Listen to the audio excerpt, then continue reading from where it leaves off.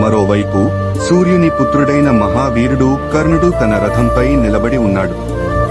అతని ముఖంలో నిర్ణయానికి తోడుగా అంతర్గత సంక్షోభం కనిపిస్తోంది. అతను కూడా బంగారు కవచాన్ని ధరించి దివ్య తేజస్సును ప్రసరించిస్తున్నాడు. అతని కంటి చూపు దృఢమైన పటిమతో తేజస్సును ప్రసరిస్తోంది. అతడు విజయ ధనుస్సును పట్టుకుని యుద్ధ సిద్ధంగా ఉన్నాడు. అర్జునుడు మరియు కర్ణుడు పరస్పర గౌరవం, విధి, పోటీతో ఒకరికొకరు చూపు కలిపారు. యుద్ధం శక్తివంతమైన దివ్య శక్తులతో ప్రారంభమైంది.